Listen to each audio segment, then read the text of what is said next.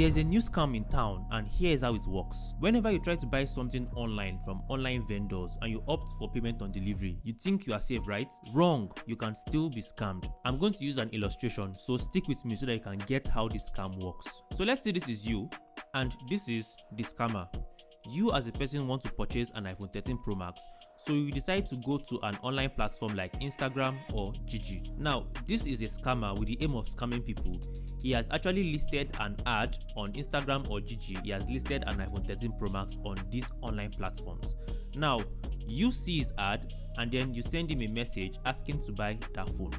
Now, this scammer offers to send you a rider so that you can check the phone, ensure that everything is perfect, and then pay on delivery. And you as a person, you think because the rider comes to you and you check the phone and you are paying on delivery, then everything is safe. I'm sorry, you can still be scammed. Stick with me. Now, after concluding with the scammer and agreeing that the scammer will send a rider to you, the scammer now goes ahead and checks Instagram for legit Instagram or Jiji vendors. Now, let's say this is the legit seller. Now, the scammer sends a message to this legit guy and tells him that he wants to buy an iPhone 13 Pro Max from him, and then he asks this legit guy to send a rider with the phone to him so that he can check the phone and ensure that everything is fine before paying.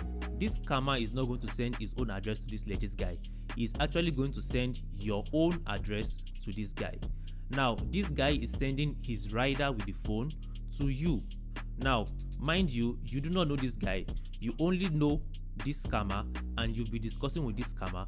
You sent your address to this scammer, you sent your phone number to this scammer, and this scammer has most likely sent you his own account details. After this legit guy concludes with the scammer, he then sends his rider over to you. Now, the rider gets to you and it shows you the phone. You go through the phone and you confirm that everything is working perfectly, and then you pay the money to the scammer.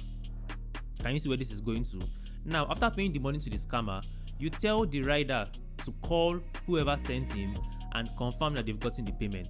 Now, because it is this legit guy that sent the rider calls this legit guy and asks him if he has gotten the alert, and this guy says he has not gotten any alert. After a lot of back and forth, the rider or this guy now asks you to send or show them the receipt of the transaction. You show them the receipt of the transaction, and unfortunately, the name on that transaction is not the name of this legit guy. It is actually the name of this scammer. Now, you sent money to this scammer and he has blocked you and there is no way to reach out to him.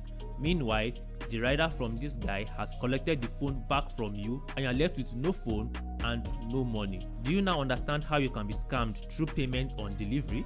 Now, to prevent something like this, whenever someone sends you a rider, make sure you confirm the name of that account from both the rider and the person that sends the rider so that you can be sure that you are not sending money to the wrong person. Please share this video with as many Nigerians as you know, and as usual, stick with me and let's keep ourselves in a techly manner. Cheers.